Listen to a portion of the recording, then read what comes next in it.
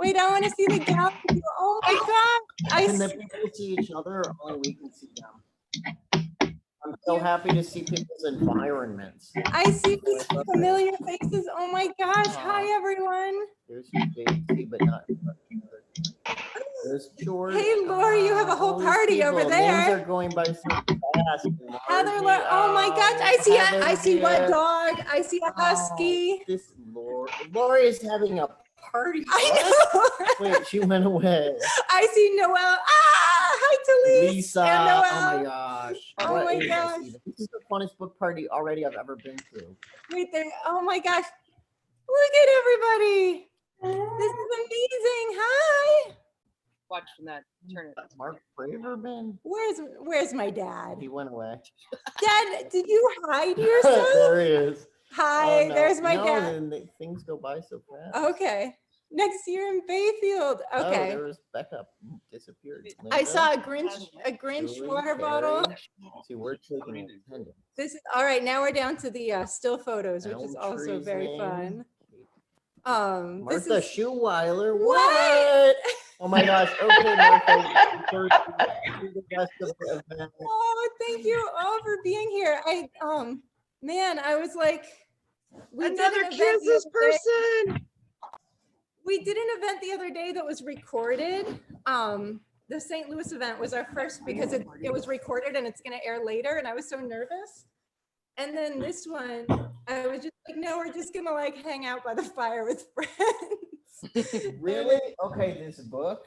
We're here today for this book. Yeah, do we? And I feel like there's a whole Slay, come on. She's in her feelings box with us. We gave her. That is, if I died right now, I'd be the happiest woman. Say hi. She's my girl. For like celeb appearance. It's true. We brought home to a wedding once and it was something. We did. We also, Jenga is, but she's standing sulkily in the corner. Jenga. Well, I just took her seat. Oh. Yeah. Jenga, come on. Thank you. Say hi, Blair and Q. Oh, Jenga's dressed nicely. What if they all I don't think they hear. Well, no, I just have to tell people about Jenga today. Jenga had a dramatic day because Clem was humping Lima and they were having a fine time. Everything was fine. Sex police. And Jenga's the sex police, always. Always. So like she just goes like bark, bark, bark. She'll just like go as if anyone's flirting anywhere, any of the dogs, sex police steps in, makes sure none of that happens on her watch. No, she makes sure it happens, but there's barking the whole time. So is she giving advice and tips? Yeah. Oh wait, is that a dragon? There's a dragon here. Okay. Oh my I God. promised a dragon onesie. So Jenga, hi Martha. Jenga, there's Martha Schuweiler, who's my mushing hero. I can't believe she's here. Yeah. This is In the less cool hat. than, I've only done less than 8 bring me some?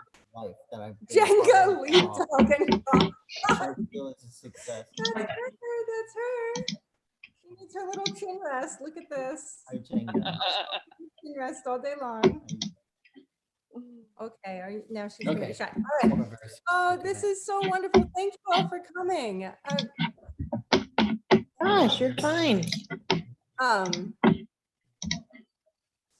Yeah, we're supposed to be hosting a book event with structure. But I felt a little weird about that because I have like a little presentation and it's okay. I'll give the little. This is the presentation. They can make irreverent comments. Okay, you can weigh in. You can make irreverent comments. Hey, wait, Blair. Yeah. This is your event, but I'm the boss. Okay. So let's just settle down. We got people still coming in. Okay. And I want to welcome everyone to Honest Dog Books. And we are in Bayfield, which is the home of the Apostle Islands. Oh, it looks like you two are sitting back for a little story. I love talking to you guys. We hosted an event called the Apostle Islands Sled Dog Race, where I met these two about 7 years ago. I think it was Blair's first race. Q, I don't know if that was your first race. What was your first race? My first race was the Iron Line 4-dog race. May it rest in peace, Iron Line. It was 12 miles. It was a great My event. friend Craig and I went, and it was an absolute blast. And 4-dogs might still be my like favorite team size. I like that team size a lot. Yeah. Yeah. So I met these guys, and then Blair shortly after that wrote, welcome to, and we here on this station can say, goddamn Ice Cube. Unlike NPR. And Ice Cube, which seems like the part that I rooted for Gall Darn on that interview. I was like, say Gall Darn. It'll amuse me. Oh, darn Ice Cube. I liked when bookstores had to come up with different things, and somebody said, welcome to the icy Ice Cube. doggone. That was a Good, fun that's good. conversation though on the Yeah, radio. no, it was Fun you guys- NPR Fresh Air. If anyone missed it, I'm sure you all know about it, but if anyone hasn't heard it, and actually what I want to do though is before we start all this is to really thank you guys for all you have done for mushing. And I'm completely sincere and being earnest here. You have really brought a sport that was really foreign to so many people into their homes, into their hearts, and talked about it in a way that's never been talked about that I've seen. And that's super exciting for someone. I've been mushing for 20 years, and just to hear a voice on NPR, on Fresh Air talking about dog sledding was really pretty exciting today. So thank you for that. Thank you for this book. I do want to show, because I know your copy doesn't have it, but our copy has this little sticker that I don't know why, but I'm just so excited about. Signed first edition. You can order them from us, and they are signed, and it is a first edition. And then they come with a little special, I don't know if you can see these, but these are some trading cards that we put together. So get them from Honest Dog Books, and you get all that special stuff. We have some of the trading cards right here. Yeah. They're very cool. They have paw prints on the back and facts. Oh yeah, here's one. Maddie is in the store, but he's sleeping on his really thick bed. So I can say you're hi probably to not gonna get to see him. Jenga, right here. Jenga, say hi to your son. Oh, Sorry, Jenga, Matt- he's sleeping. he's sleeping. Hi to your son, man. I thought he might wake up when you were doing your NPR interview, and he didn't wake up for that either. He likes his really thick bed. And then I do want to put in a quick plug before we get started, because then it's all Blair and Q from here. We do Zoom chats, and our next Zoom chat is with a friend of yours, Christopher McDougall. And we're going to talk about Running with Sherman, which I just finished. And I love it so much because of the ties. It's all about the human animal connection. And there's so many ties to dog sledding with what he's doing with this donkey Sherman and this crazy burro race that takes place in Colorado. And I would highly, highly recommend everyone read that book and then join us next month. And We called it the winter dance of donkey racing. I call it yes. I told Aaron it is the winter dance for donkey racing. I mean, I think he is so funny. And so I'll say all that about him. And so that's December 6th. And Aaron will probably put a link in the chat so you can join us for that. And then in January, we will be talking to two women of mystery, Alice Henderson and Andy Bartz. And they're going to be fantastic too. So we're really excited about that. And then this is my last plug. That for those of you who don't know, we created this tote. Oh. Yeah. If you're like thinking special holiday gift, this tote has this poodle that's reading Dogs on the Trail. And then there's other fun books stacked. I want a poodle team one day because they're hypoallergenic. I'm kind of digging poodles. People keep bringing their poodles by now because we have this artwork on the side of our building. And anyway, so it's just, if you want to look at our merchandise, there's these tote bags. We got a bunch in for Christmas, but I think Dogs on the Trail in this, what a great gift. So that's my last plug for everything Honest Dog Books. Julie What? Buckle from Honest Dogs Books in Bayfield, Wisconsin. Can you tell us about this amazing subscription program that you have available? Well, why Quince? Thanks for asking. Well, that's a great question. What a great question, that Quince. Yes, this is another great thing to think about. with Dogs on the Trail in particular, we do have a book of the month. It has been insanely successful and fun. People have really enjoyed it. You get a book every month or every other month. And Dogs on the Trail is our December pick. So again, another great gift idea. You could give someone a book subscription. 12 months of the year, they're going to be thinking of you. And their first book will be wrapped up. It'll be Dogs on the Trail. It'll come with a little card and signed by Blair and Q. And that is the other cool thing about our Book of the Month Club is we often work with authors. They're signed books. It's books that are special to us. And then we're going to be doing a 4-time-a-year book discussion with Book of the Month. And Blair, I'm not going to talk about what book it is. I don't even know if she remembers she agreed to do it. But, but Blair is going to help lead one of those book discussions. And it also comes with a newsletter and it's got a collector. We try and make it lots of fun. So anyway, book subscriptions are a great way to go. Thank you, Quince, for bringing that up. Really, one more thing. Yes. Do you still do the mystery book feature? We do. Tell us about that, because that's my favorite thing that like no other bookstore I've seen offer it. And I think you guys are psychic because like every book I've been sent is a book I would dream of for myself. Like I was like getting into like foraging and finding mushrooms. What arrives next week but this like amazing guidebook to like upper Midwest like wild food finding, but it's this like vintage used stuff that Julie finds or whoever finds, or Aaron, and just like curates for each person, and it's incredible. Yes. It is one of our favorite things, and it's because we get to know customers really well because they answer 3 questions, and we have a whole book of the month that's around that surprise me, or just one book or a box of books. And again, gifts are for yourself, and you or the person you're gifting answers some questions. We get to know you better as time goes on. And then every time a used book comes in, we start to think of that person. We're like, oh my God, so-and-so would love this book. And then we set it aside and that's their next book of the month. So yes, it is super cool. And I love that you love it. So thanks. And so now Blair and Q have a presentation, and they're going to start off because they know everybody here is already a big fan. Oh yes, we do. We have champagne. We're going to toast to you. Come over, crew. Oh, stop it. To Blair and Quince, who have put together, looking at this book that is far exceeded my expectations.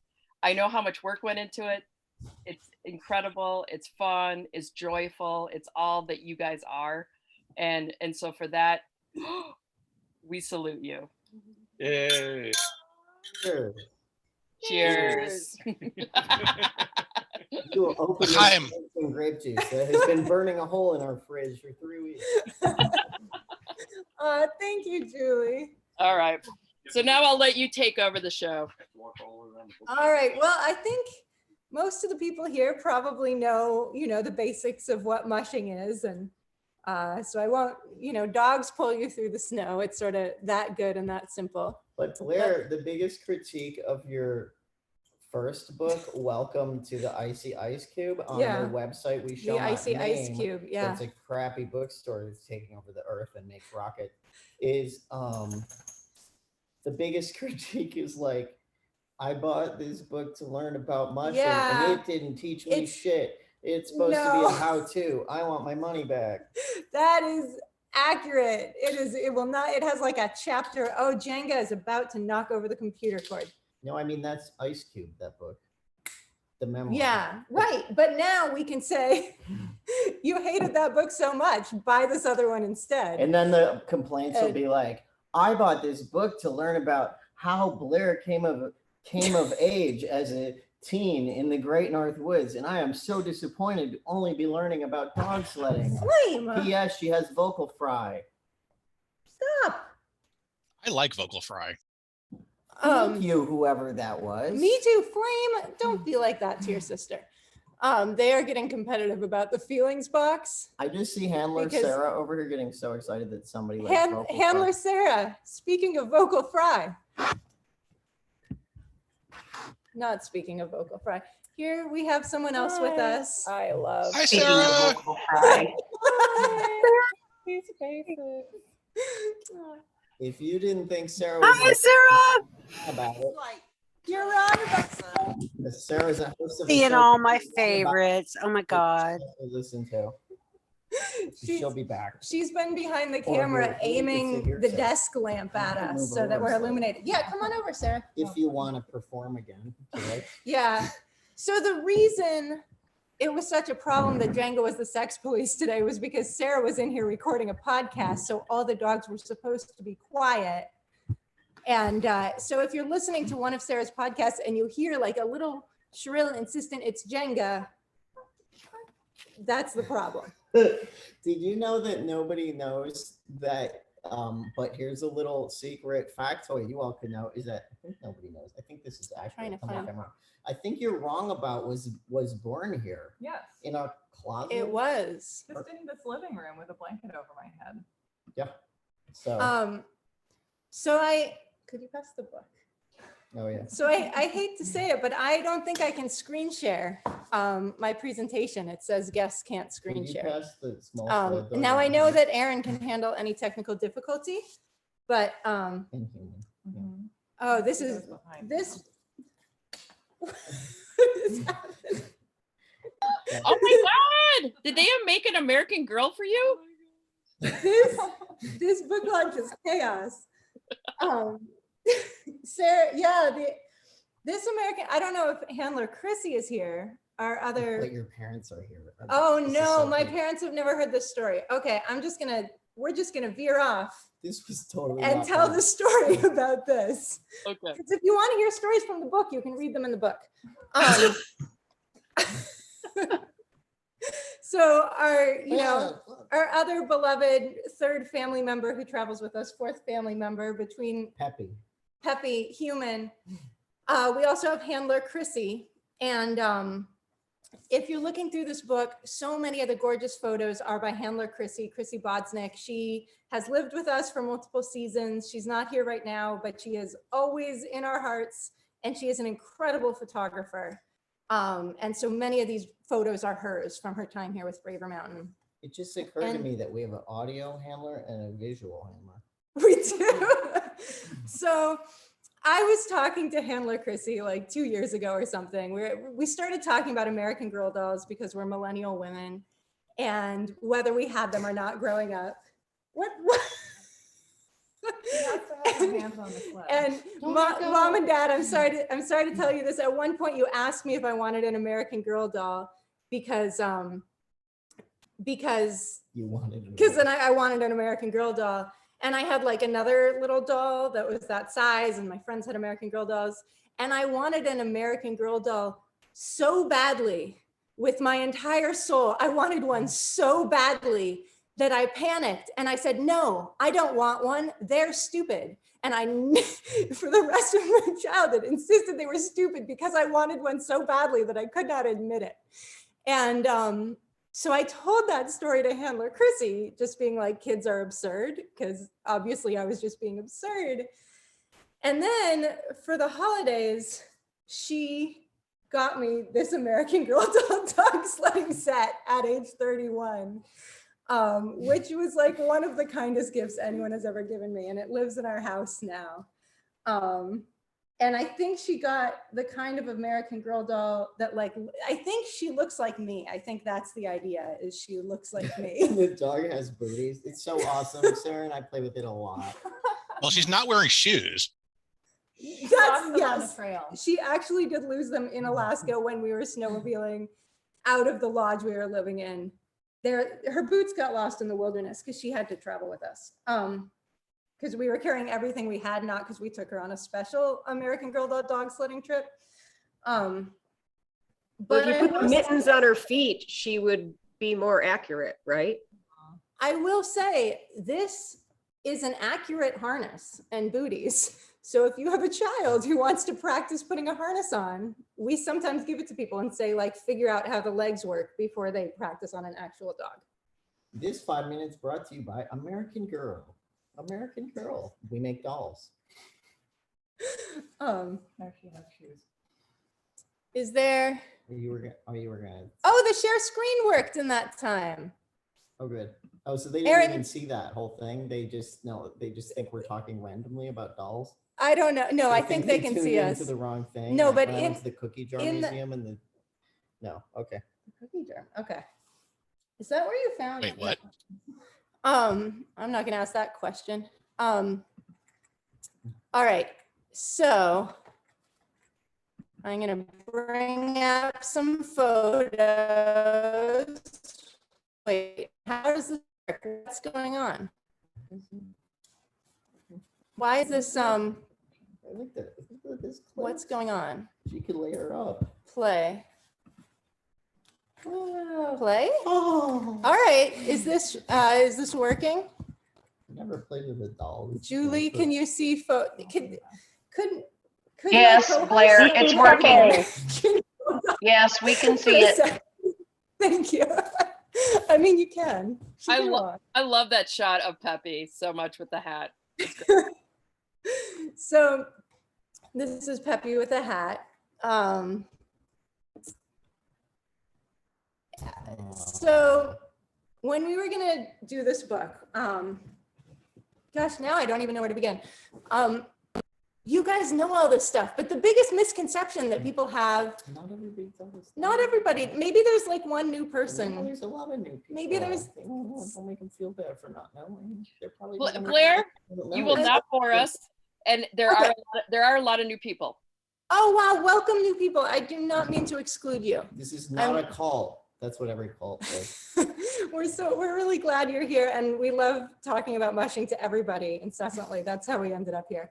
But the biggest misconception, or the biggest thing that people ask us about dog sledding, is they have an idea that it's like something you do in the winter as opposed to something you do year round. Like, Oh, it like is they not think we just park the dogs in right. the Like garage you or something, can't, like a 4-wheeler. yeah, you can't park the dogs in the barn. It's year round. So when we're thinking about this book, we said, look, we don't want to just focus on like the beautiful scenery, like this one.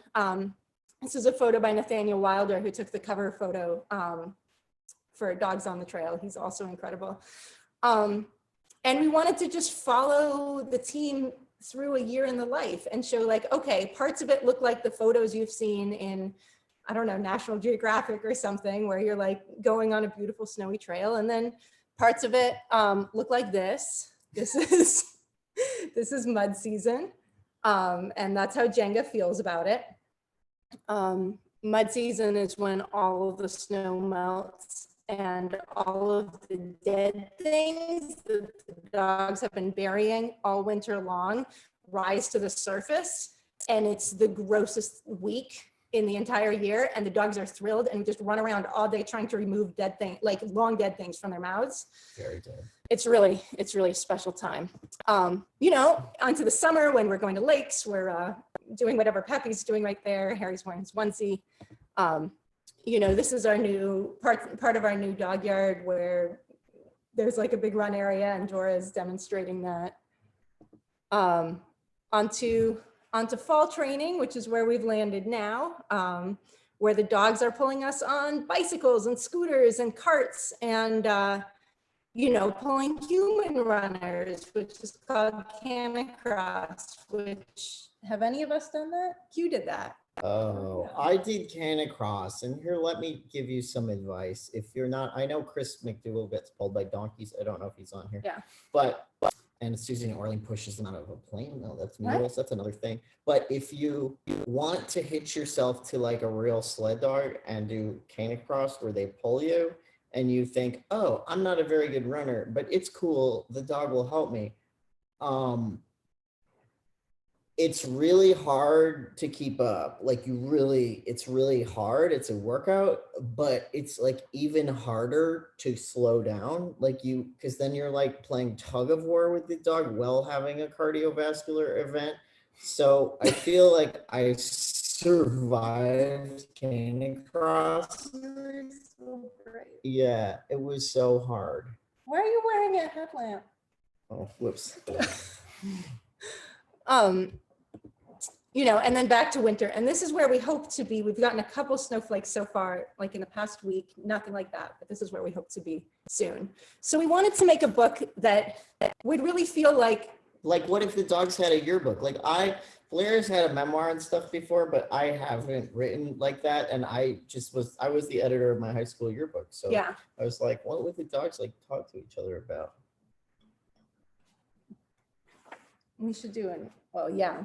Right. And just follow us in the course of a year. And then what we also wanted to do, so Q and I have both been dog sled guides. And there are definitely, I mean, and Julie, you would know this, any other mushers here know this, there are the same questions that every single person has. And this is fun. I love it. I will never get tired of answering the same questions. It's very relaxing to me. But we wanted to make sure that this book, which could go to like fans of mushing or people who have never encountered it before, is going to answer all those questions that we know people have. What do they eat? Where do they live? You know, how does conditioning work? What happens when they retire? What are the social dynamics like between dogs? And we wanted to make sure that was included too, you know, as a sort of way that people who are familiar with mushing can brush up or disagree with us. I'm sure that, you know, there's a lot of debate in mushing. So I'm sure there are some things, some mushers will read this and say, oh my gosh, you feed such and such, we would never feed such and such. And they're not wrong, probably. But they're not right. They're not right either.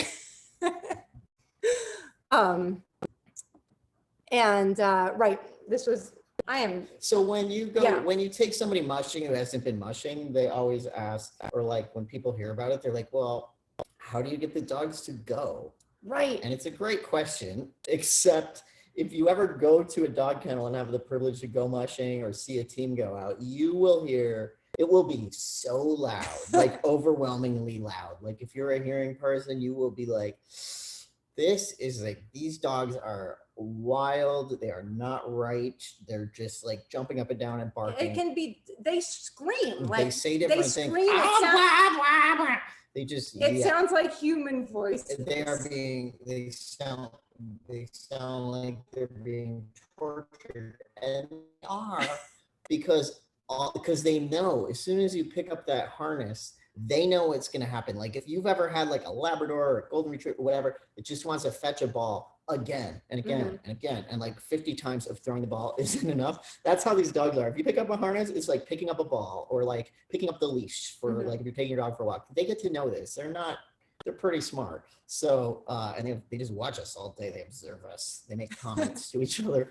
And so they will scream and yell, and the mushers will be busily hooking up the team for 10, 15 minutes, putting little booties on everybody, which can be like 60 booties for a team, depending. I mean, if some of your dogs are Wixen and Dora, like chaotic youngsters, they are doing a dance. Yeah, and if while they're you're putting forest, their they just booties like pick up their little paw. on. And It's they're such a like, pleasure. So, you know, and then as soon as the musher pulls the snow hook, which is like this kind of anchor we used to hold back the sled, or they release their line and the dogs take off, it is just like, it's quiet. All you hear is their breath.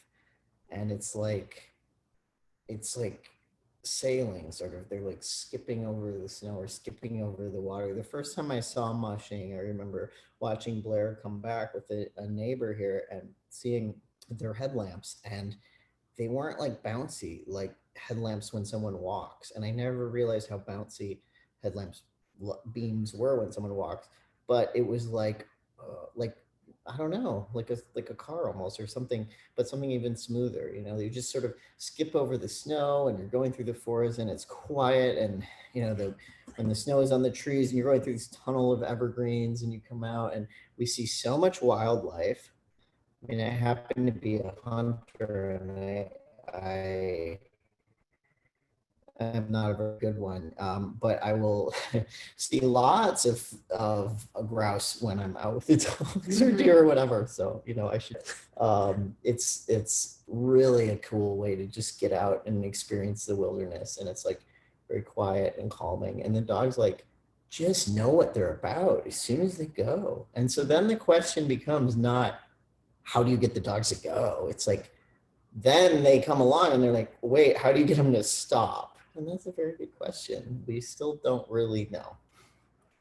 And you know, you don't have to like teach a sled dog to pull. They just know that. I mean, there's a little bit of confusion at the beginning because they're attached to ropes, like the harness has tug lines and stuff. And then that's a little bit less intuitive. It's like where do having you a put- puppy on a leash. Right. It's like the first time you put a puppy on a leash and they're like tangle themselves in a million knots and you don't even know how they did it. It's an adventure when the young dogs get the harness on for the first time, but the actual pulling and the running, it's just smooth. They just know. And so I often think our job as mushers is, the dogs know how to run and we want to run them as much as we can and as much as they want to run. And then the real responsibility is making sure the rest of their lives are well-rounded, that they have what they love so much, which is running, and they also have all of their other needs met, social and emotional, and I don't know what other needs are, physical, obviously, nutritional. Yeah, we're like just everything part around the nutritionist, running is part what's coach. tricky, What or else? the bigger challenge. All the things we do. You're like a coach, and Yeah, coach, nutritionist, parent, psychologist. Clem is the psychologist for the team. He does therapy on everybody. This boy right here, so just radiates calm. It's contagious. Can I do a PSA? Yeah. Okay. So we just said we want to keep running the dogs more and more. Mm-hmm. And that's true. And we get a lot of questions about dogs, and we have a lot of dog lovers in our Ugly Dogs community. By the way, Ugly Dogs does not refer to the dogs being ugly. It refers to the humans who follow first Blair and maybe me and Sarah, and they follow our team, and they refer to themselves as Ugly Dogs because someone was trolling Blair and said, go back to your ugly dogs. And so it's this old internet joke meme thing, but it's not the dogs that are ugly, they're beautiful. People do try to comfort us, like your dogs aren't that ugly. and dogs don't care about human things like standards of beauty. But I always find that a little bit heartwarming, but it is the people. Don't tell Peppy she's not that fat. If someone's faster than Peppy, just go ahead of them and stop the other dog from Peppy will body block anyone, her grandchildren, anyone who's going to be faster than her. She does have that human value of winning. She's very competitive. Some dogs, I don't know, they're not. But what's my point? Oh, so we get a lot of questions about dogs, and people are like, what can I do for my dog? And do I give it enough? I can give it more exercise, and they live in a city. And what I want to say about dogs after spending, full time, having the privilege of spending my life with more than 20 dogs for years now, is to say the biggest trait these dogs have, I think, is that they're really adaptable. They can figure out a lot. A dog can go live in a house in the city. Now, I'm not, they do need an amount of exercise and conditioning and getting out there. But if you ever feel guilty and you think, I don't give my dog enough exercise, just consider that when we start conditioning them in fall for these longer races, we don't run in harness when it's over 50 degrees Fahrenheit.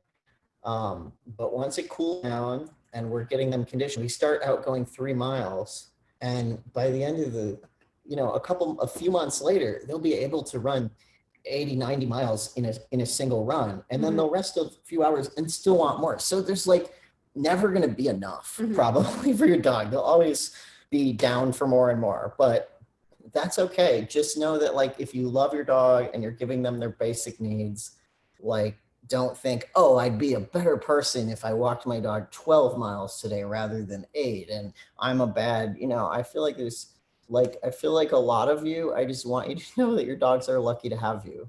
Oh, but my aunt visited a pet psychic, and the pet psychic said that what a lot of dogs tell her is that they want fresh water more often. So you could do that.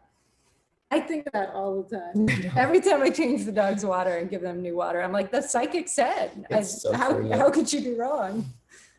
Sorry, that was my PSA. No, that's a good PSA. I don't have, I think we have in a different order covered the things that I was going to say in my presentation. Is that Flame's puppy? That is Flame right here is auntie to every puppy and young dog and small animal and small child who has ever been part of this team. And then they get big. As soon as they like reach adolescence, she suddenly becomes very competitive with them because she's a competitive girl and she wants all attention on herself. So it's a little bit of emotional whiplash, I think, to be nurtured by this creature and then suddenly have her, elbow you out of the way when someone's petting you.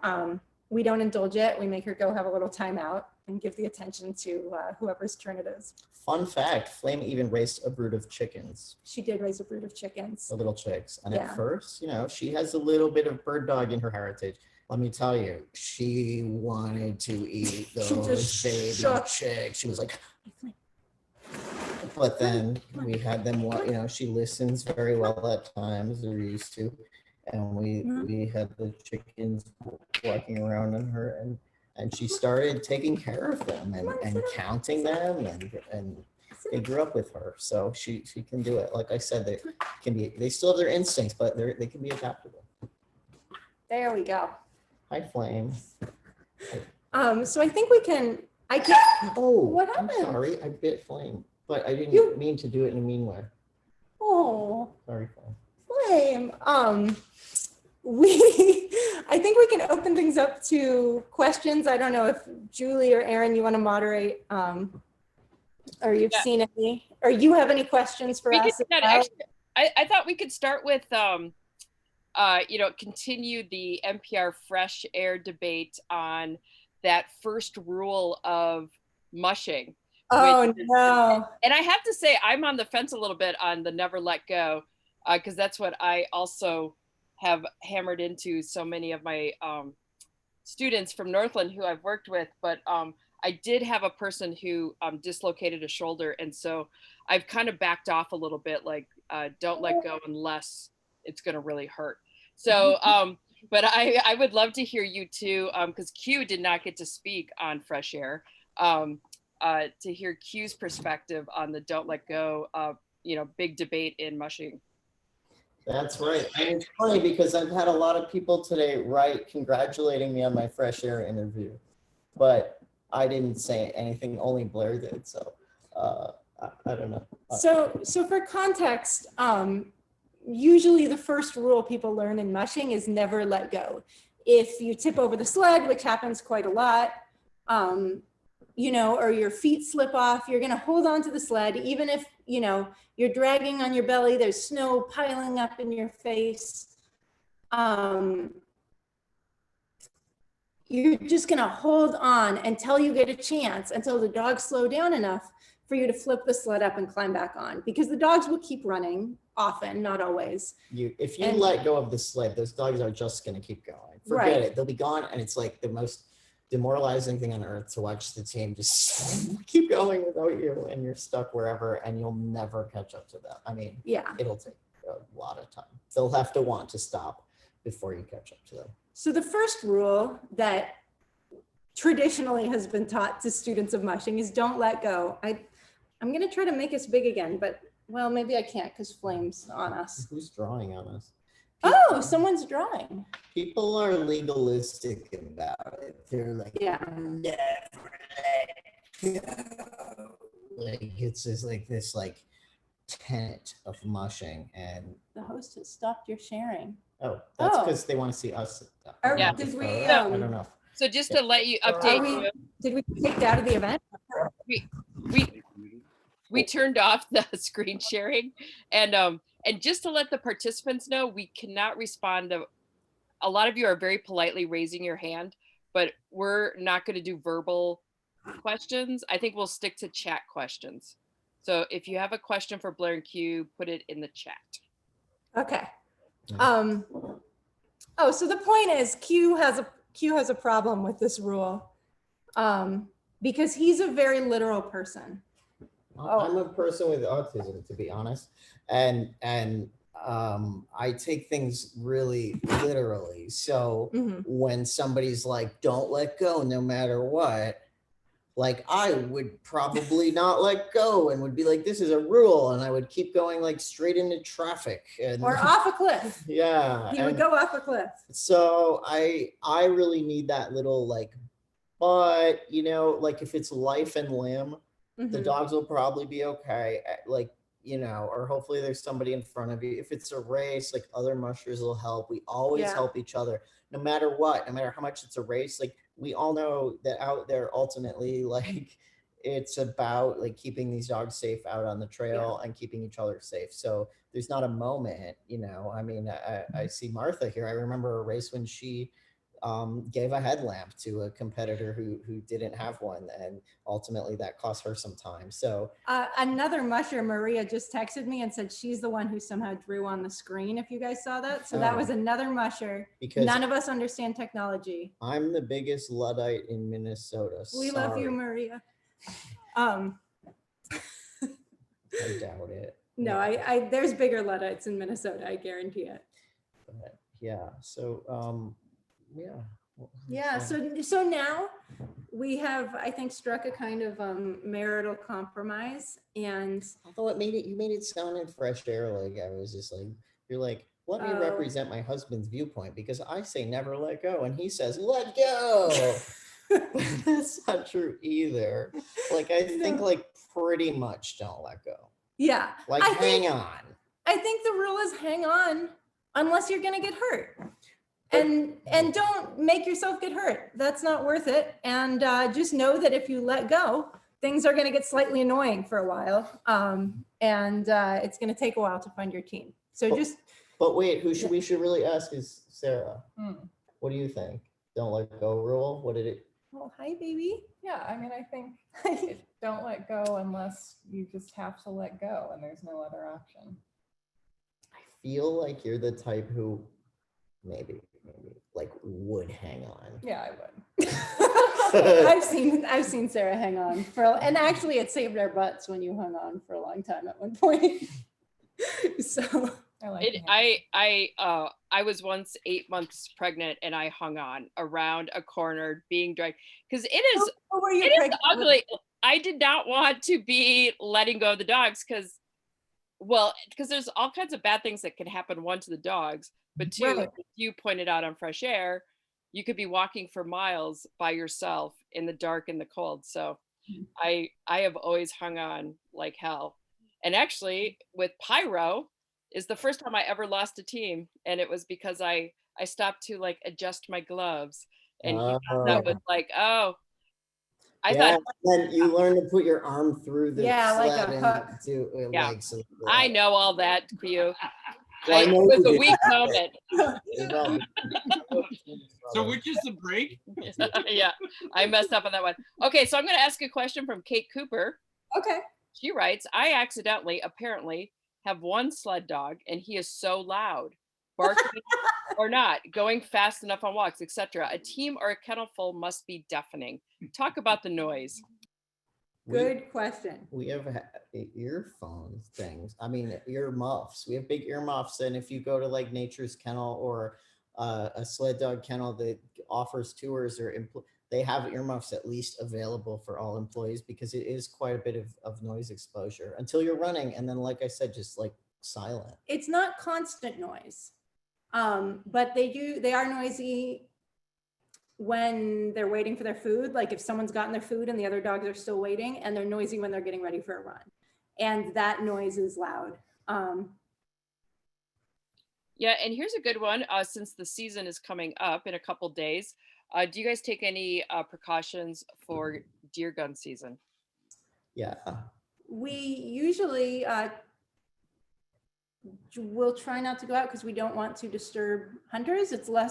We're less worried about our safety. We haven't had any issues with irresponsible hunters, but the hunters are our neighbors, and we want to make sure, this is one week of the year when it's really important for them to have a quiet woods. And so we mainly try to be respectful of their space in the woods. Is that what? Yeah, but we'll put some orange or fluorescent bright colors on just so, and we're on trails, like we're not, in the cutting through a deer path or something with a team, but we've had times where we go camping like at a dog sled area, or we'll go to Upper Michigan or Minnesota or something camping when they have a slightly different season and it's not it's deer season, because we live in a national forest in the North Woods, and deer hunting is big up here, and there's like a 10-day sort of main season, and it's coming right up. It's the week of Thanksgiving, and our neighbors were really supportive of us getting a kennel here and everything, and we sort of thanked them in advance and said,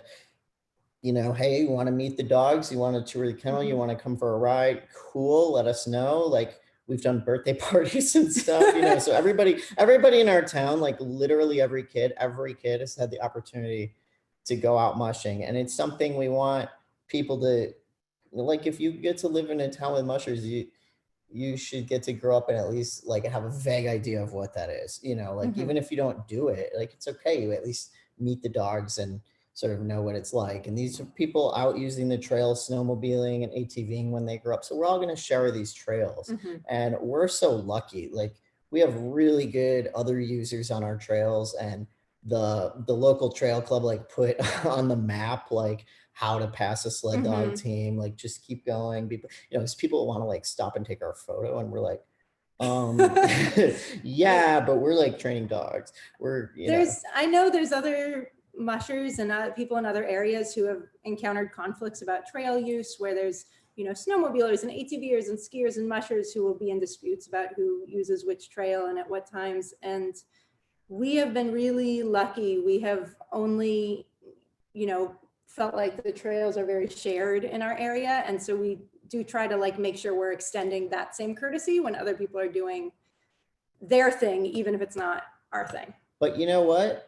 We have also done a lot of work. Like, we join the clubs, we join the snowmobile club, we go to their like volunteer day. I mean, we try to represent mushing, because some of them are like, what is this? And we're like, let us tell you. I mean, this last year, maybe we didn't do so well with the pandemic going to things, but like, we have at other times in the past, and like, people are more worried about sort of what they don't know. And if they feel like you're respecting them and you are respecting them, usually there's a way to work things out. I really believe that we need to just like sort of take time and figure out what we need. And because ultimately I love that people are out enjoying the wilderness in any capacity, and I think a lot of them like to see us on the trail. It's a little bit of a story. So we're careful with deer hunting. We'll put on some orange, or we'll go somewhere else. And we won't go out on like we don't close to dusk. Free Yeah, we never free run the dogs. They're never loose in the woods during that hunting period.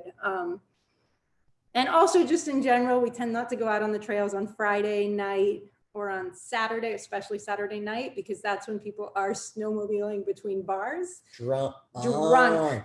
And we just don't want to be out there with the dogs during that time. We'll go out in the morning instead. But the hunters, like, the worry isn't that like they're going to shoot us. It's more like they have said, hey, this is my time of the year. I took off work and I'm sitting there bow hunting. I'm sitting there gun hunt. I'm up in my tree. It's like I'm in the wilderness observing what's around me. Like, these people, like, they might not get a deer or whatever, but like that is their time to just be in the wilderness and be really quiet. And so having a whole team of like loud dogs being hooked up that you can hear a mile away is a lot. And so, yeah, but if we go at noon, they're not out at that time. So it works. Yeah. That's a very lengthy answer. We answered that for a long time. The other thing is that our dogs eat scrapings from what hunters get in our woods. So it is kind of a, Yeah, because bear is there's more. I would say bear are bigger where we are than deer. Yeah. And because we're in a pretty big wolf area, so a lot of the wolves have eaten a lot of the deer or whatever. It's not as many deer now, but there's a lot of bear. But people eat them. People hunt them to eat them. But they can't. There's a whole layer of fat. Yeah, they can't eat that and part. So the dogs love the fat. The fat gets like scraped off, and the dogs. And they make sure nothing goes to waste, which I think the hunters appreciate too. All right, we can move to the next question. No, Hannah Lehman would like to know, in the activity of mushing, how do you humans feel the dogs are perceiving you? Are you part of the team or more of a man? Ooh, that's such a good question. I thought so too. Oh, chime in, Sarah. Yeah, Sarah, feel free to weigh in. Or the doll. I mean, If she has opinions, she's a musher too. I feel like I've been adopted by the dogs as their handler, and I feel like I get to be, I mean, to me, and I've just been doing a little bit of, I did some single dog bike touring in the dryland season this fall. And what I say to people who are like, what's that? What's that like? Is that like you become this human bike dog organism. And it, like the best part of that is to get to be part of them and part of their joy and what they're doing. So I feel like I get to be part of the pack, and it's really means a lot to me. Oh, you are part of the pack, Sarah. You are. I'm guessing the dogs feel a little bit like that. I think the team dogs mostly don't think about us that much, but the lead dogs are the dogs you're in more constant communication with, and they probably. But this think is about when us a they're in little more. harness. Yeah. Much of the time, half the year, they're not at all. So Oh, right. they That's do true. things like go swimming or go camping with us or do play in the yard. But we're like these people who come, I feel like they like gossip. People who have one dog or two dog, you like to think you're the whole center of their dog's lives, and that's they need you correct. so much. They do need you to feed Correct. them.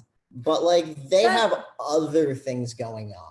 Like when If they're you there have a and we lot of think, dogs. oh, they're doing nothing. They're not doing nothing. They're a pack. Like they sing at certain times of the day. They have dynamics with how they're sitting on their houses or by their house, or how they're looking, or who they're hiding bones from, or who they're stealing. I mean, Peppy like plots all day to like pretend she's playing with another dog just so that she can quickly So does steal their Jenga, food.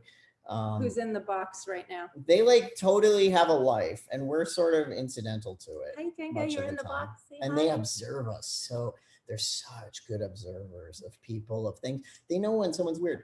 They learn. Like we've had a guy helping us bring gravel and fix up our dog yard. And thank you to all our gravel sponsors. Yeah. We're still writing your name on each individual gravel. The dogs love their gravel. It But keeps things dry. but they know when it's like Catfish and Sean bringing gravel versus when it's like someone else, versus like when it's Sarah who might give them fish, and like it's like they're just quiet. They're done with Gary. They're like, oh, you're boring.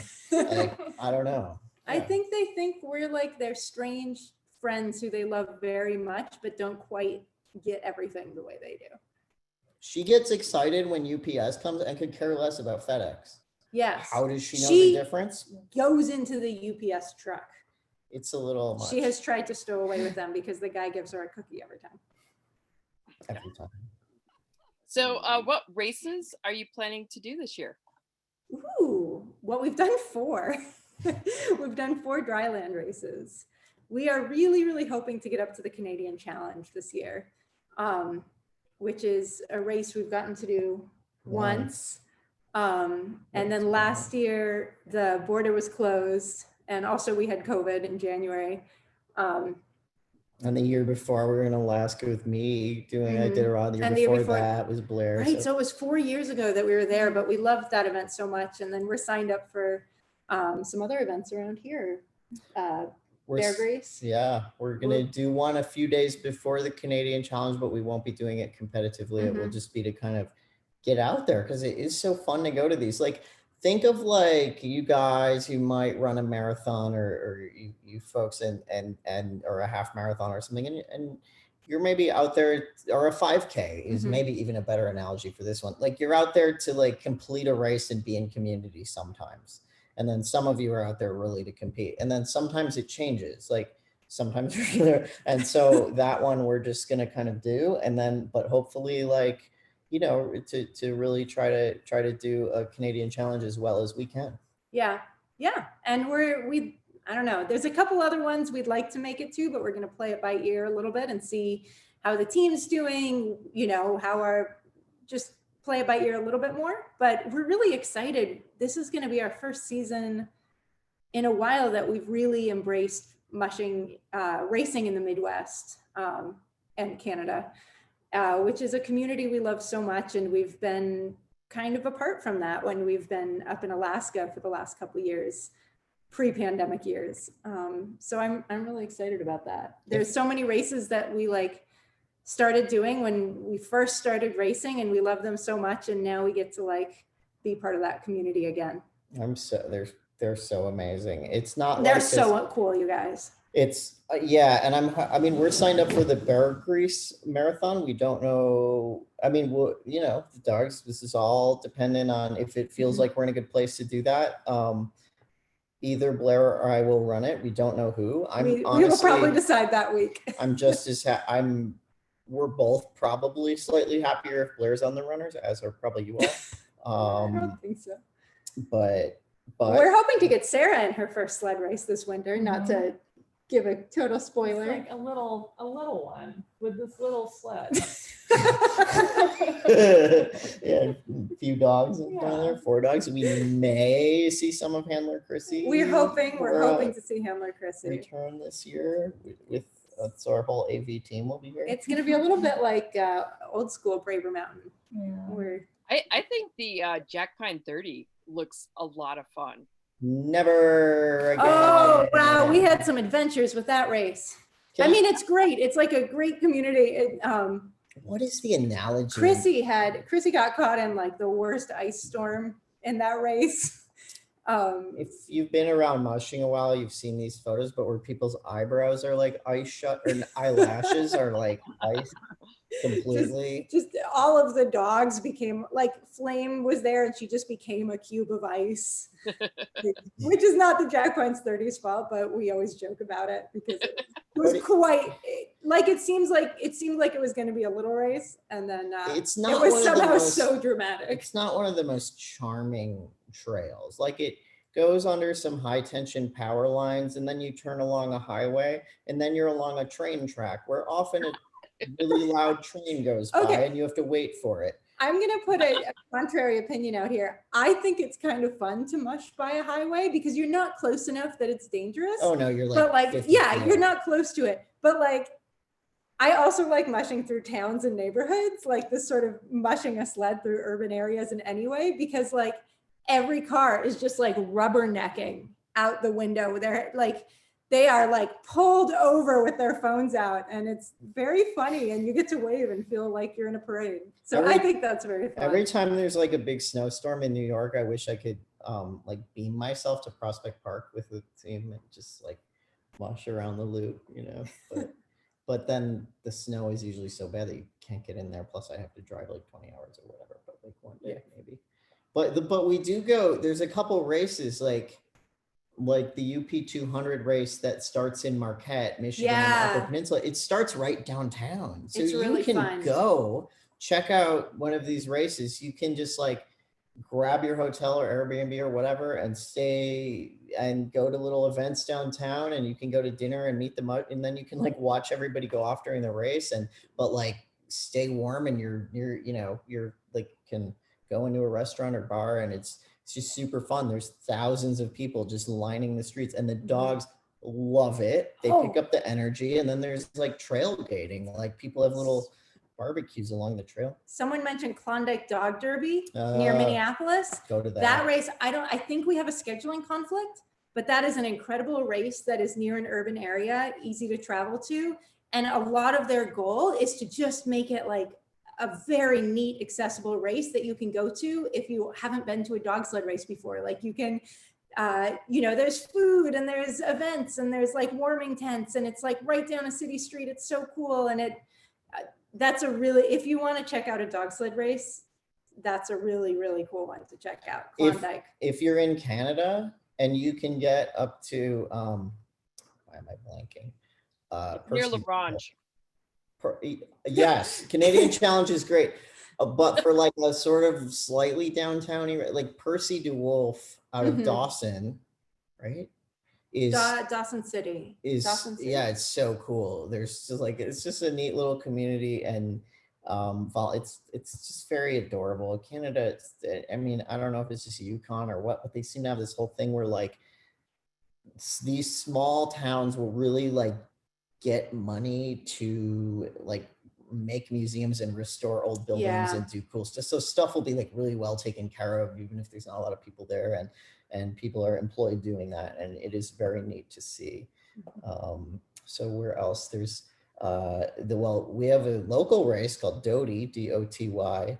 And we're certainly not in a city, but there's a winter and a fall race, and people can come check out that one, and just check it out. And if you've ever wanted to volunteer for anything, there's a lot you can volunteer for, even if it's just like standing at a road crossing and sort of making sure there's like snow for the dogs to go by or something. I mean, there'll be other You people can there. you can be involved. If they find out you're willing to help out, you will be put to work. Yeah. Should we I keep seeing other questions go by. I know. And yeah, it's 8:00. And so you guys we can keep doing this, but let people know that they can go if they need Thank to you so go. much for coming out to our slightly chaotic book launch. It's really been fun. It's incredible to see all your faces and be here with all of you and with a couple of the dogs, the Porch Sisters. And I don't know, it feels like all of you are part of this book in a way. Everyone who's followed the team in any way or cared about it. So it means so much that you came out. This wouldn't have happened without you all. Like, the team would happen and we would feed our dogs and we would care for our dogs, but getting to do the adventures that we do and full-time like share them with you all and with the world has been such a neat privilege. And seeing this community that's developed around it, where it feels like nobody had to be alone in a certain way during this pandemic, and it's so beyond us or even our dogs, or like, it's just gotten to be such a neat community, and it gives me a lot of hope for us. So thank you. Thank you all for letting us be part of this community. It feels like we get to be part of something so cool because of your graciousness. You certainly bring, I think, a lot of hope and joy to all of us. And I love this question from Rebecca. So I'm going to continue with questions, and then you guys just say. Yeah, and we'll hang out for a little bit, but if you're heading out, thank you so much for stopping by, and we'll see you in the pages and on Twitter, and maybe at a race. Tomorrow we'll have a totally different event, and we won't repeat ourselves. Yeah, there will be. At all, honestly. We'll talk about different stuff. Yeah. Yeah, and also just to let everyone know, we did get the books today and they are shipping out. And actually it was a very funny journey because of our remoteness. And it took a lot of traveling for the truck of books to get here, but they are on the way out. But I want to ask this question because I'm really interested in it. How was it writing together? And did you find it to be an experience that you want to repeat? Page 36, I had nothing to do with. I don't know. They say the sign of a good collaboration is like when you don't know who did what. Yeah. And it really just kind of feels that way. Like, it's sort of hard to say. Hopefully, I don't know. That's how I feel. It was fun. It was really fun. Yeah, I mean, it's funny. Normally, our writing is pretty separate. Like the other things are normally, like if I'm writing other stuff, Q will talk about it, but he won't read the actual thing. Yeah, almost never till it comes out. Yeah, so being like looking together at sentences on the page was fun. I hope we get to do it more. Yeah, me too. And there's another book to be made, which I feel like is a book of the stuff you all do, like the art and the like weird goofy songs and the memes and like there's a whole separate yearbook. Like Echo wouldn't give us 300 pages, unfortunately. But I really could make a whole thing of what these dogs have inspired from other people, not just us. And that's been pretty neat too. What did we're mushers who write. I don't know why I thought of this earlier. Do any of you know Abraham? The recipes. Oh, look at all the ideas people are recipes. Yes, we could do a meter-aid recipe. That didn't quite make the cut, but we did think about putting a meter-aid recipe. Oh, did that get taken out? No, just kidding. And now Flame, are you hogging the spotlight? So, do you know Abraham Verghese? How do you say it? The author. Do any of you know who I'm talking about? Okay, he's a doctor. Oh, Cutting for Stone. Yeah. Yes.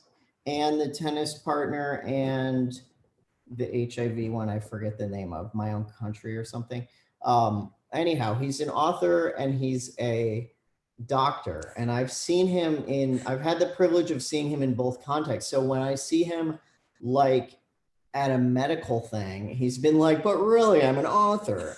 And when I see him at a writing thing, he's like, writer, I mean, I write, but like, really, I'm a doctor. Like whenever he has a question.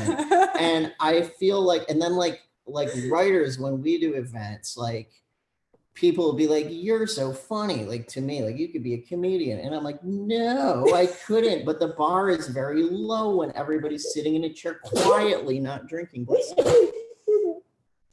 At a literary reading, and it feels like that a little bit. Like we're like mushers who are in media, or people in media who are mushers. Like somebody said like, oh, maybe Julie, you said like you guys, like nobody else was doing this thing. And I feel like there's nothing we're doing that, it's just we're doing it. Maybe not a lot of people were doing both of these things, and like the timing worked out. But now you all have seen, I mean, we're far from the only people in this community, even on Twitter. We have several other people right here with great dog teams that I admire too, and aspire to be like one day. And so, I recommend having like two different sort of silos in your life that you can like cross between. It's sort of a life hack. Someone said, Q, you are a comedian, and I agree with that assessment. Oh, so, thank you. Yeah. And Sarah is too. So Sarah really is. Yeah, Sarah really is. So if you don't listen, you should listen to her. She's so good. Several podcasts you're wrong about, and you are good. Yeah. So, yeah. Oh my God. Well, there's so many questions here. Now I can't even pick anymore. I'm like, yeah, throw us out. We'll try to be quick. We'll do Oh, we'll do a fast round. Yeah. Something about is Flame retired? Is Flame retired? No, not really. Sometimes yes and no. Okay. She's not a racer. Like I'm so into racing. Like Peppy, if you don't take Peppy in a race, she'll cry because she wants to race. If you don't take Flame in a race, she'll cry because she's not with Blair. Like she will go anywhere with Blair, and me too. She loves me too. This isn't a like, and she loves Sarah. This isn't like but like she and Blair are joined at the hip. It is next level. I feel like often if we don't bring Flame or put her on a specific team, it's because she has other things going on and there's other, I don't know. It's more like, Flame, you got to share us. But she'd be happy to run. Flame, like, she's never been a Colbert about running. She's liked it. She thinks it's fine. She thinks it's great. But like, she's the only dog who's ever completed the Iditarod out of spite because it was easy for her to just keep running and she could not bear for me to continue on with dogs who weren't her. So like, I don't know. I feel like that's where she's at and we just roll with it. When we were first getting to know Sarah, she flew out to see us and we didn't tell her this. I don't know why, like I screwed up somehow or I'm really bad. I like had her date wrong that she was coming and it was a week different. And so she arrived and the next morning we had this hike planned where we were going backpacking on Isle Royal, like in the middle of Lake Superior. There's an island with the biggest island, whatever you've seen on Jeopardy. Anyhow, there's a national park there. It's the least visited national park. Is the only one I think that's closed in winter. And we were doing this 30-mile backpacking thing. Sarah, who I think has never been backpacking, whatever, she arrives the night before. You have now. And she just is like, oh, we're like, Sarah, we're going backpacking. She's like, okay. She has her little like tennis shoes. Everybody else has been like prepping for this hike. And she didn't even like know to be Did like you know sore. What backpacking was? Did you know that you carry a backpack? Yeah. Everybody else is like, should I go? Shouldn't I go? Have I like worked out enough? And Sarah just like, she took like she took this huge pack and just sang Disney songs for 4 days and hiked and didn't know. And that's like Flame. Like that, yes. That is like Flame. The other thing is that we had all this group gear for the backpacking trip, you know, it's meant to be shared. And we were like, wow, people really like picked up all the group gear. Like it normally like you have to twist some arms for everyone to pick up. No, Sarah took all of it. Yeah, like all the food, like she Sarah thought it took was all of like it. It her was like cans of responsibility to food. bring all the She food. had like a 200-pound backpack. We weighed our backpacks at the end when we got back, and it's like, why is Sarah's like, We're like, 50 where's all the pounds? group gear? Oh, Sarah just picked it all up Yeah. because she Flame and I thought are it was big all for her cheerleaders. and then never complained. But it's not because Sarah's in the backpacking, and that's like Flame. Like it's because Sarah wanted to hang out with us and was like, oh, I guess this is what we do. Okay, Yeah. sure, cool. But then we wanted Flame to. also sings. Flame does sing too. She's a sport. There's We want to take more weight out of your pack. Okay. Favorite non-mushing activity to do with the dogs? Oh, with the Not put their paw prints on little trading cards. No, Because let me not tell take you, paw we did not forge that shit, okay? And it was sorry, Ted. Mhm. There we go. Certain dogs did not appear because their paw prints don't look very good. Work on your handwriting, folks. I would say favorite is just being in the woods with the dogs running around loose. It just all day long could never get old. Just seeing the woods through their eyes, watching them run around, come back to us, you know, that's my favorite. That isn't mushing. Advice for people who want to get into bike juring or canocross. Ooh, with your pet. Okay, well, I guess you can't really clarify. Yeah, let's say with your pet. We're not really experts in those particular things. I think have fun, don't take it too seriously. And if your dog's having trouble keeping the line tight, see if someone will like bike in front of you for a while. Sarah, you're the newest bike juror here. What's your advice? Befriend some mushers, help take care of their dogs for several years, and then start bike joring and get a trophy. Is your trophy here? Yeah. So will you show us your I trophy? don't let it out of my sight. Sarah has won some trophies in the past month. And they're beautiful. Yeah. You can see it against Flame to highlight. And the little send us, stubs. yeah. And if you do that, send us some pictures so we can celebrate it with you. So Christina Reynolds has a great question, and I have actually wondered this myself. Yeah. How, with all the stuff you're doing, do you find time to write? How do you find that balance of dog duties, media duties, and find the time to actually sit down and write things like this? Well, this is like not that fun of an answer, but I sometimes don't get something has to give. So for instance, I'm working on a big writing project right now, and I did not actually get to go to all the dryland races that the team went to. I showed up to parts of them. I went to 2 of them fully, but I mainly stayed home by myself and locked myself in a cave and worked on the writing project. So the answer is we recruit help. Yeah. So, but usually like I will just different parts of the day, I will write first, because after I mush, I'm done. I'm out of energy. Other people are not probably, but I personally am out of energy. I can't write after I mush, but I can mush after I write. So it's sort of like figuring out that kind of stuff. I had a friend who I asked this once, Danica Novgorodov, who's an amazing graphic novelist, visual artist, and mushing fan of our team. She has a photo in the book. She's done some of our she has logos and stuff, yeah, or whatever. She's incredible. Our design, she's done things. But I asked her that same question once because she's like quite an accomplished runner. And I was like, how do you find time to do that and your work, which is making art?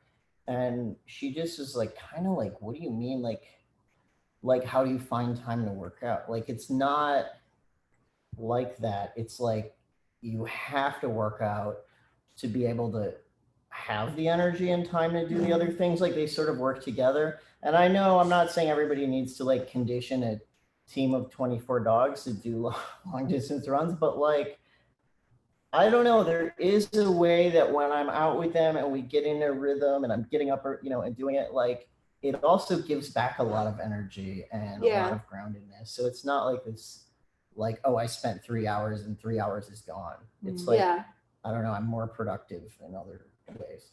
Yeah. More work. More work. Work harder. Okay, wait, I just lost my focus here. Question well, from our someone wants to know what flame smells like right now. She actually has visible chunks of dead thing on the other side of her neck. Lovely.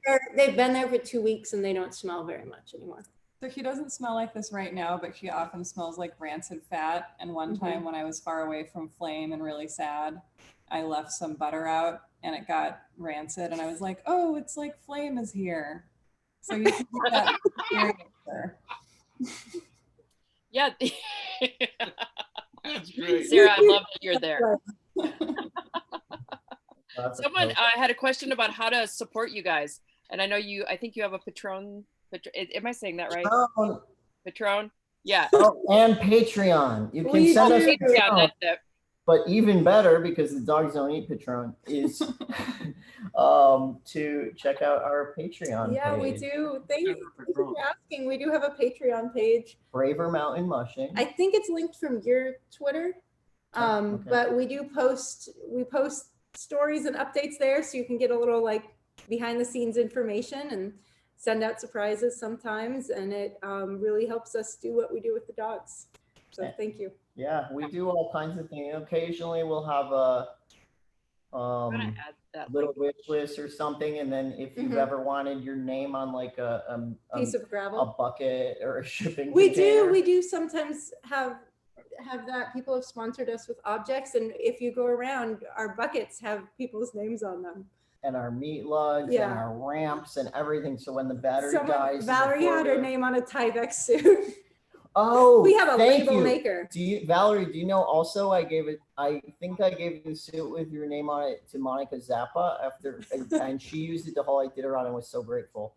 Yes. Oh, she has a photo of it. Very cool. Oh, good. So yeah, like people like to sometimes directly give stuff like that. And then I love like the intention of it. And we're still, really, I know really spoiler, but we ordered the wrap for the shipping. We're trying to get your names on the shipping container. It's a little bit of slow supply chain stuff, but if it's not, can't do the sticky in winter, it'll be spring. But yeah, you guys are all like well represented in our and we kennel. think of you all the time when we're using the equipment. And also, you do not have to financially support the team or sponsor or donate a bucket or anything in any way whatsoever to be an incredibly important part of the community. It is not a requirement at all. Also, to make that very clear. Yeah, but people just give love to one another, which Yeah, I'm always right. grateful for, and engagement, and just this community gives us a lot. Yeah, of energy. see, Flame, you're in the way. Seeing like people in the community take care of each other, right? There's like nothing more. I don't know how to say the word buoying. I'm thinking of the word buoying, lifting up. It that gives us such a boost. And people have done a lot of giving around different causes. Like you'll see this reflected in the book. We would have done 20 pages about I Give a Rod. We were allotted 2, and that was very hard. But there have been several giving initiatives that have just blown people away, whether it's people like knitting mittens for people in villages or writing cards. Yeah, and it's so financial cool to helping out schools and different things. So that's really neat. Whenever I see people volunteer at a race or adopt a race retired sled dog, or there's all these ways that people end up getting involved, and it's very cool. Jenga, do you want to come back in? Oh, look, it's Maddie P. Oh, Jenga, it's your son. Your son. You're like shy. Oh my God. Turn him so they can see his face. Why not? We miss you. Look at those feet. You look good. Look at your paw. There it is. Oh. No, you won't look. No. I'm so proud of him. He's a bookstore dog. He is so good. Yes, you are so good. Jenga, that is your son. No. I don't think I ever said this on Twitter. Do you guys know that Jenga would not nurse her babies. Oh my.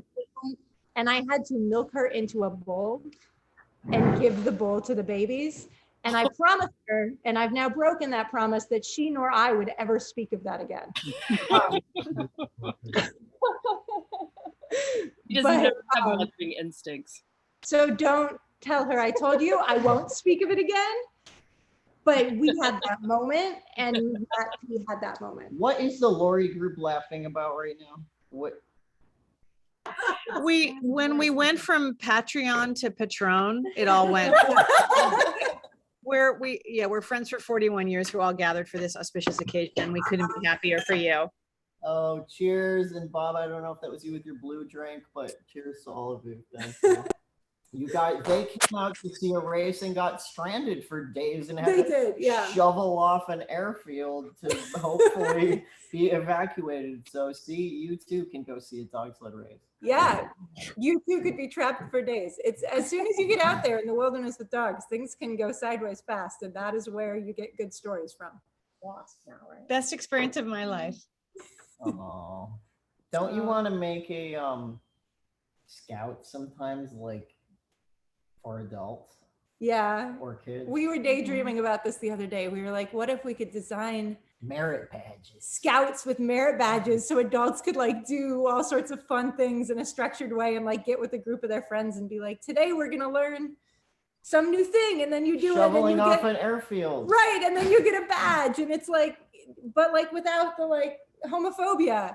And human scouts, right? Like scouts for adults, where you just get to like go out and do things that you stop doing once you're not a kid. I don't know. We never started.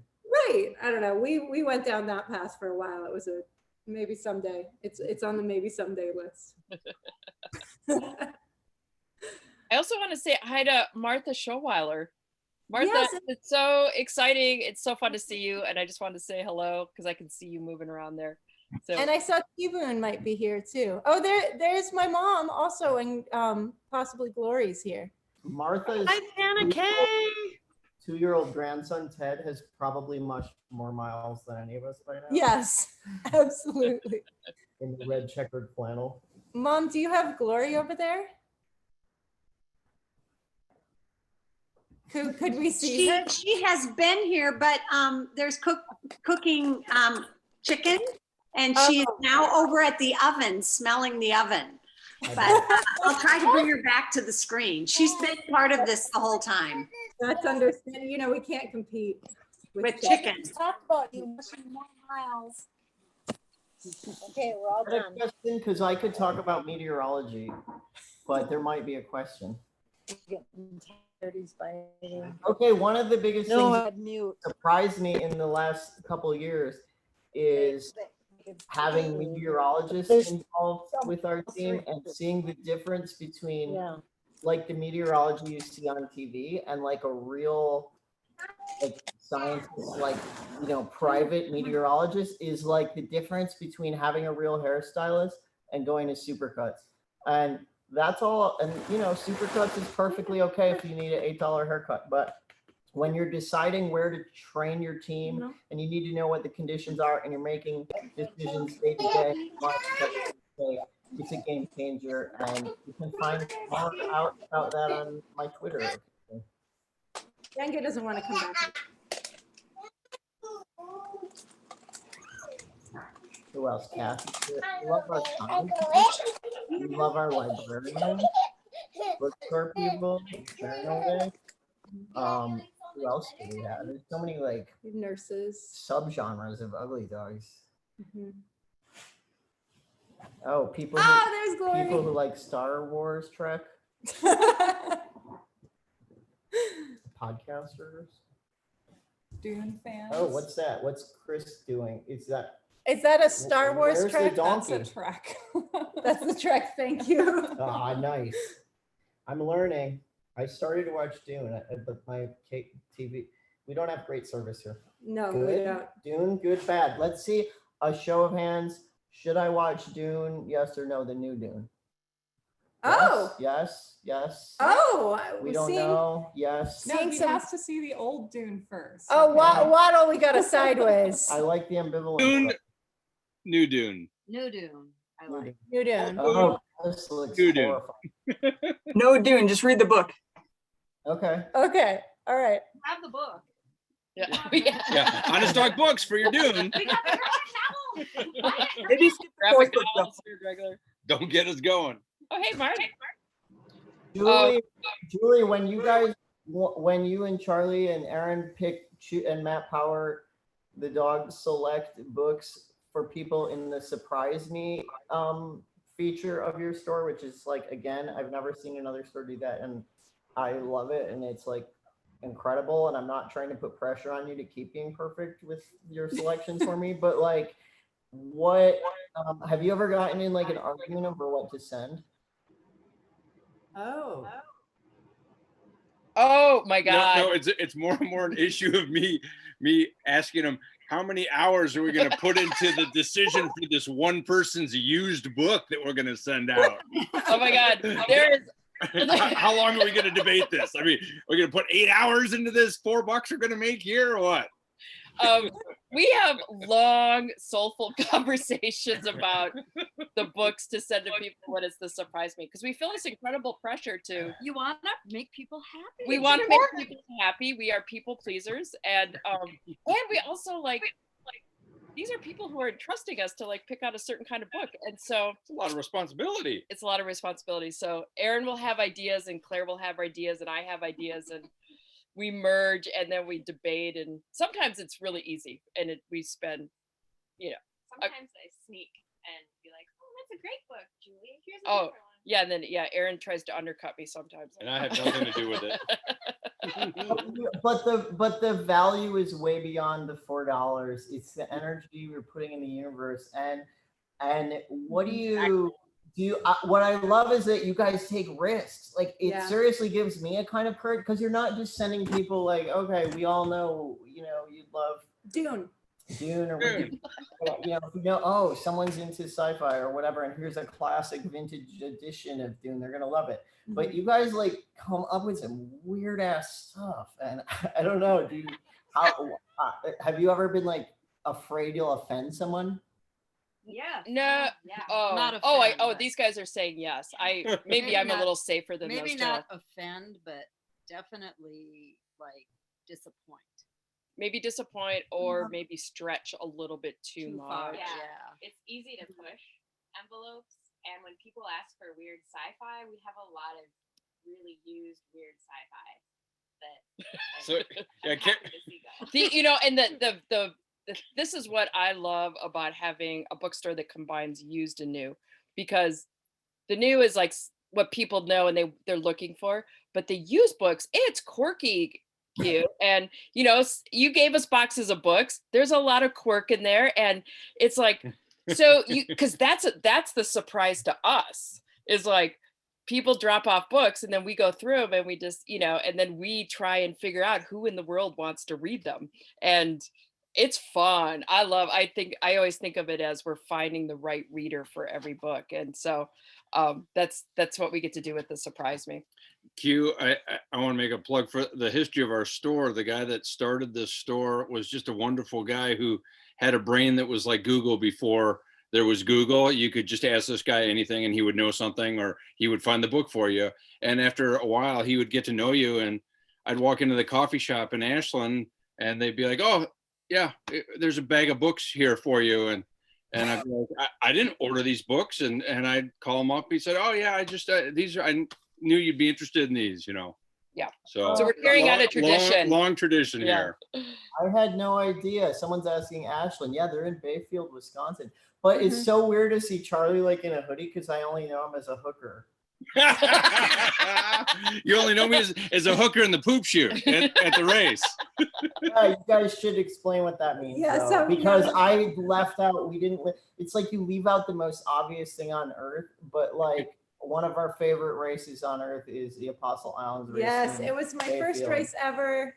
It's incredible, and Charlie and Julie are very involved, and Charlie has this incredible suede jacket that he wears and a bib, and so there is a job in a dog sled race. Someone takes the snow hook, which is like an anchor on a rope that helps hold the dogs back, and like hooks it onto a solid thing in the starting chute. And that role is called hooker. So he has a big shirt that says hooker. And then That's and then it that's becomes how we met. fondly But- known as the poop chute because that's where all the dogs are waiting anxiously and And they all releasing a lot of tension. Release tension. I didn't know at first what the hooker thing was, so I thought it was like trying to be positive and supportive of sex workers. Which we're all about that too. Great. But now I know. And then also, Sarah wore a wonderful supportive shirt to a race recently, and we learned a lesson. Oh no.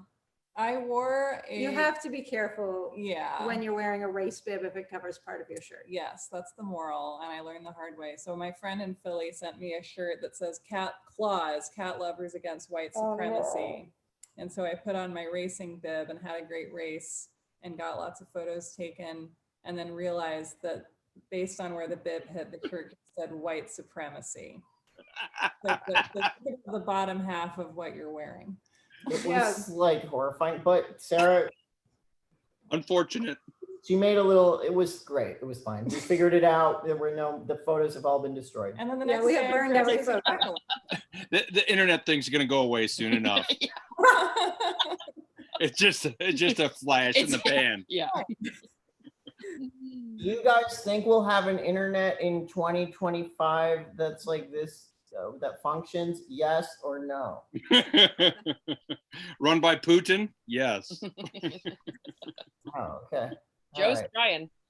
Apocalypse not quite nigh. No. Not quite. All right. All right. Should, Well, should I we guess. do one more question? All right, one more question. Okay. All right. And then we'll call it a night and before we completely Does devolve. that mean I get to ask? God, someone- there's so much pressure on the last question. Did you see one, Aaron, that you want to ask? Oh, the race is canceled. There was a question about, I don't think the I Apostle will. Island sled dog race is. Yeah, going I on. was going to tell you guys What? that. I didn't want to tell you. Oh, Apostle and Sled Dog Race is no longer. At least wait, forever? I think probably forever. Oh no. And the key organizer no longer wants to. Anyway, it's a bunch of reasons, but yeah. Yeah, it's a lot. It is a lot to put on a race, and it's like it's the huge. Iron Line.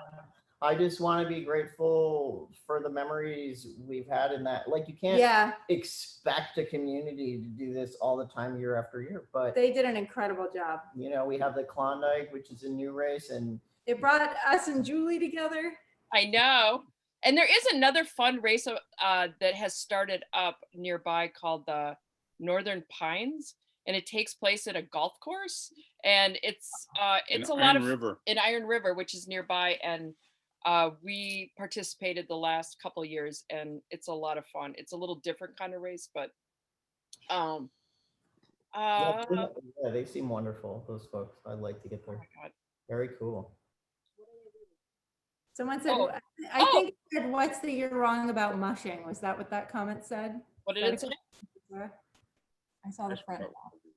So, Should Okay, Aaron wants to end with this question. Okay. What are the books that you're talking about and thinking about and want to recommend? Oh, that's such a good question. Oh. Q, you want to go? I'll go because people won't love mine. Okay. But I have a book in mind you've been talking about. But. I like my books a little messy. Like, I am an editor and writer, so I don't need something to be super polished necessarily, or to be. Sometimes when I could see even like perhaps what someone might call big mistakes were made, or editorial decisions that are non-conventional, and I feel like I can see more of an author working, a writer working, who hasn't been fit into this mold of a certain kind of successful commercial writing that like is a great formula, just like This American Life is a great formula, but you know when you're tuning into a This American Life story. And so sometimes there's like, I read a lot of like messy self-published upper Midwest like shipwreck survival type books where there's just like a great story and the book is a complete hot mess because now it goes over here. And there was a guy who 10 years before the Edmund Fitzgerald was the only survivor of a different wreck of one of those big, 750-foot commercial ships out on Lake Superior. And for the life of me, I cannot remember the name right now, but I will post it on Twitter. I read the whole thing in one sitting. I could not put it down. How this guy survived this thing, and it is like Great Lakes Titanic, but better. But maybe the spelling isn't all correct, but that's okay with me.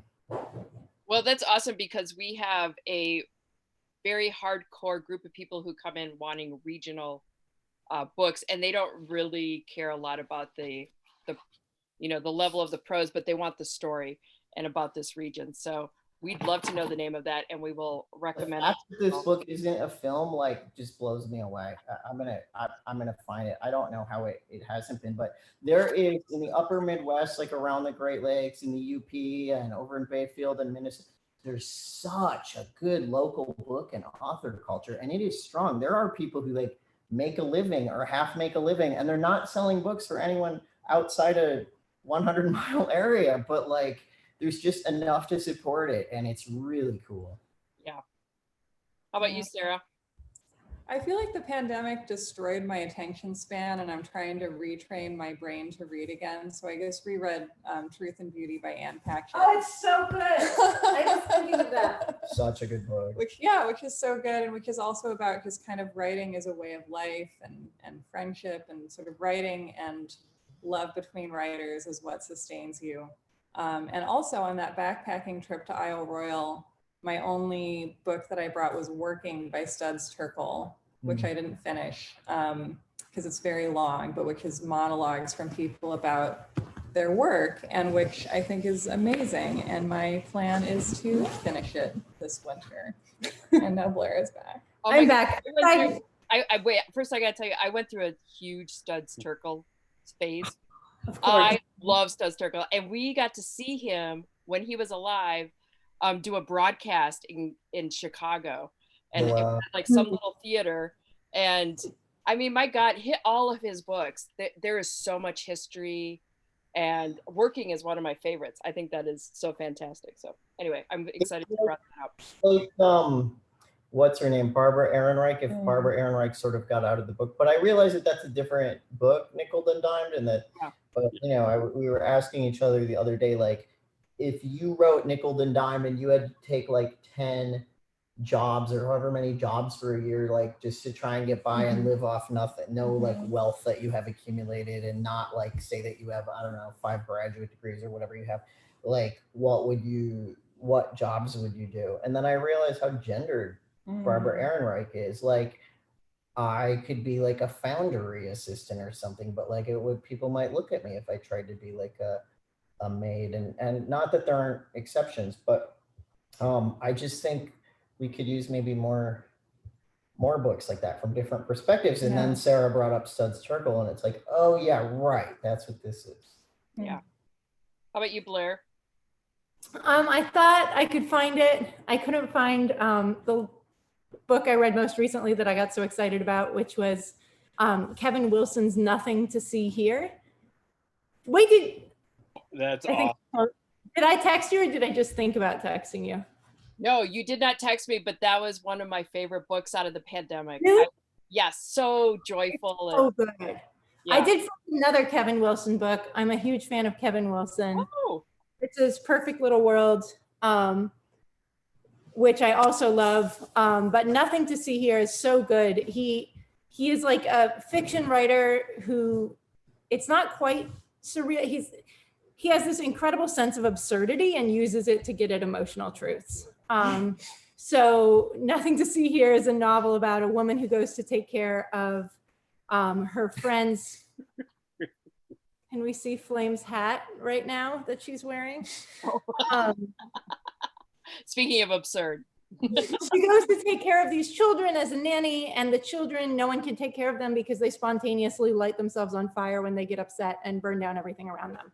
Oh, no. And it's just a really, really good book. I would say, and Charlie read it, and we don't often agree on fiction, but we did agree on this one because we both laughed so hard. But I thought it was one of the best books that's ever been written on parenting. And like Yes. all of that tension and fear you have of having your children in public and going out to restaurants, it's all encapsulated in that book. It's so great. I think that about the dogs. They might. Like someone posted a picture where a dog is jumping over another dog in the start shoot, and I want to be like, hey, you didn't see the context and what happened, and this person and this person. I'm like, I don't want people to think I sent them to kindergarten with no coat. Absolutely. Is that the book, Q? Oh, this is just like the type of book I read. So here's This another is, one I Q has read been recently. talking about this for years. It's called So You Want to Own an Oil Tanker.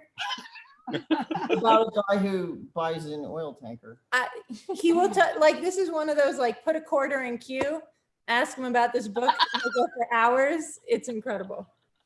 I think a lot of people have stories, and I don't know. And then a lot of writers have writing but don't have stories. And I think just get out there and do things and learn things. And if you don't have your own stories, then find someone else's and write nonfiction, or I don't know. It's nice. Like, I always like a book that gives you a world. Like Dune. The, Yeah. hang on oh a my second. God, we have a copy of that book. Yeah, just so you know, we have a copy of that book. So if anyone wants it tonight, it's fast. It's going fast. And we're not going to have it for long. I can tell you that. Who's going to be the first person to log on to Honest Dog Books and buy the oil tanker book? You know, the clock's ticking. I met this person's granddaughter at a bar. Yeah, who knows? He's read this, but Wait, okay. I think we actually have a story related to that. When we went to Isle Royal, I think that you have to take a boat, which was all of us here and some friends went to Isle Royal years ago. And we had to take a boat to get to this island. And on the way back from the backpacking trip, the boat broke down in the water. The engine went off and we became trapped. And very quickly we learned who all of us were in the survival situation because Sarah began reenacting the entire Titanic. And Q went to the snack bar and cleared it out so that he would have all the snacks before people panicked and bought them. He did not He clear it didn't out, clear it out. but He just got enough for us. I got in line before it was open, like it was closed, and I was like, "We are gonna need snacks, and I am gonna wait for snacks." Just planted himself in front of the snacks for all of us. He didn't like clear them out. That was an exaggeration, right? And then Sarah's up front, performing Titanic beautifully. And I think I curled up on people's coats and fell asleep. There's oil tanker. Yeah, I don't know. Like, it's like some miracle that Aaron and Claire just found this immediately. But anyway, I'm worried it doesn't hold up. I don't know. That sounds weird. I haven't read it in years. I need to read it. There's a little pressure there. It was an active scene. Dinner with Zach. There was nothing I wanted less. Hey, Q, we've got it signed. Oh, Captain Donald Kippola signed ours. Oh, he signed that one too. He signed all 500 copies. Really, do you think you could get Captain Kilpala to do a book event at Honest? No, but okay. But if I think we should do a shipwreck series. Julie and I need to talk more. Okay. Yeah, okay. I'm up for whatever you guys want to do. Yeah, I will say that signing the books you guys are all ordering or if folks ordered from Plug signed copies. We signed all of them, but they didn't like ship us thousands of books to sign.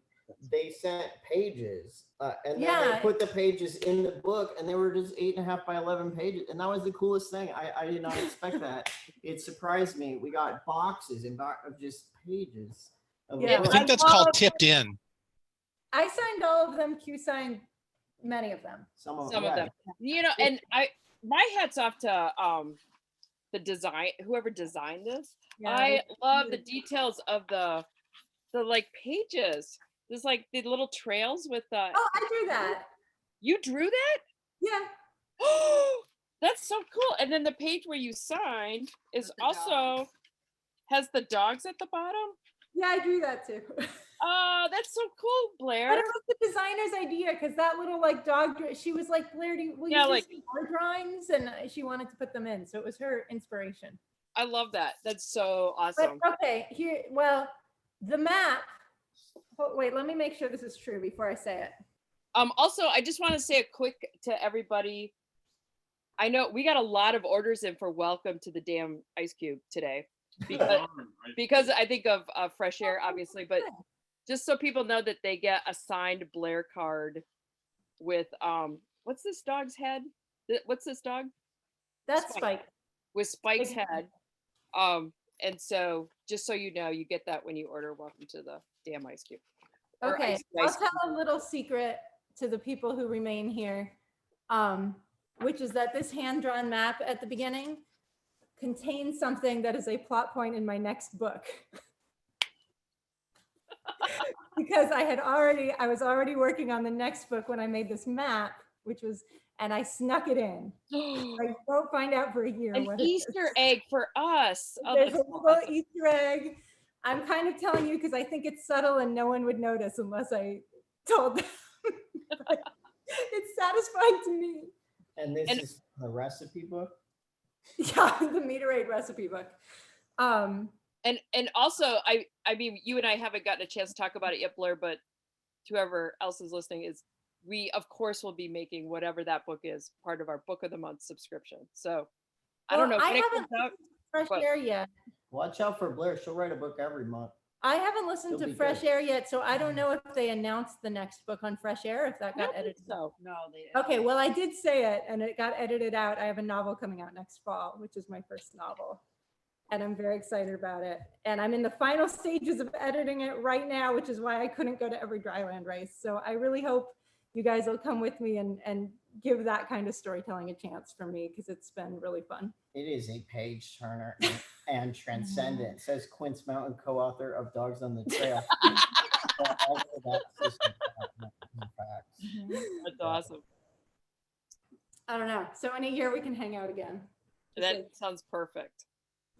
All right. Well, thank you guys so much for a entertaining and fun evening, and goodbye to Flame and Jenga. And are they both in the feelings box? No, Jenga's there, and she won't get out. So I thought I'd bring you over to say goodnight to her. Good night, Jenga. Good night, Jenga. Matt says goodbye, Mom.